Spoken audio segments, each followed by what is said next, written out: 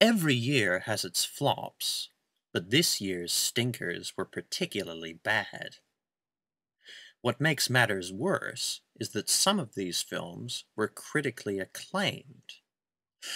Welcome to my bottom 4 list of the worst films in 2009. We've had predictable horror films, schizophrenic fantasy movies, a craptastic Michael Bay sequel, and a pointless reboot that I can barely mention without foaming at the mouth. Why is the Imaginarium higher than Transformers 2, you may ask? Keep in mind that Transformers 2, Revenge of the Fallen, failed on every count. The Unborn and the Imaginarium were both terrible, but still more effective as a horror and fantasy film, respectively, than Transformers 2 had been as an action movie. In The Unborn, Odette Huisman's acting was flat, and the plot couldn't make up its mind whether to be a weird, anti-abortion story or a comment on the Holocaust. But the film's scares, while very repetitive, still got the job done. And the warped climax was kinda cool. And the Imaginarium was undisciplined all round, but had just enough fun, whimsical moments to keep me entertained. But Transformers 2, Michael Bay's latest abomination, had no redeeming aspects whatsoever. The acting and dialogue were laughable, and the few scenes of robot action were choppy and poorly edited. A bratty child at heart, Bay bogged down his screenplay with smutty humor, pot jokes, and a strange emphasis on humping dogs. This means that Transformers 2 is inappropriate for children, but too crass and juvenile for adults. Having said all this, I rarely walk out of the cinema angry. I left Transformers 2 gravely disappointed, and felt bored after watching The Unborn. I had only one reaction after watching The Imaginarium. This is stupid. As for Star Trek, this film made me very angry. Aside from a convoluted time travel conflict, Star Trek features shallow characters, an arrogant bully up for a protagonist, and several plot points that I found personally offensive. The destruction of Vulcan, for one. How could J.J. Abrams and his writers, Orkai and Kurtzman, have been so callous? They obliterated the most beloved world in the franchise just to get this jackass into the pilot's seat. For me, that's unforgivable. But it gets worse.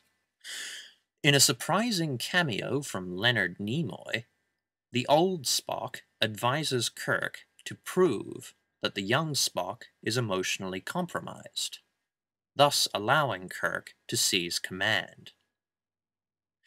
How does Kirk go about doing this? He cruelly taunts and harasses Spock until the Vulcan snaps and tries to kill him. Does this prove that Kirk deserves to be captain of the Enterprise? Does this prove that Spock is unsuitable for the job? No, it only proves that the Kirk of this timeline has a bigger chip on his shoulder and no respect for anyone.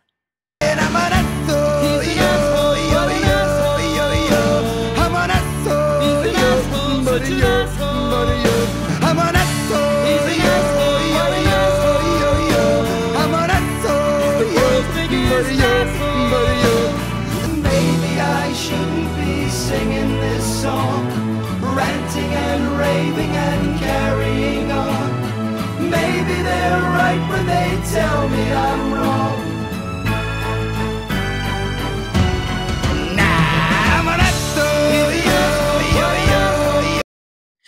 I'm not a Trekkie, and even I knew that this film doesn't fit with the uplifting spirit of Star Trek. So there you have it, my pick of the worst 4 films of 2009. The Unborn and the Imaginarium were bad but harmless, and even had a few positive qualities. Transformers 2 was shameful, but Star Trek, to me, was not insultingly bad, but insulting, period.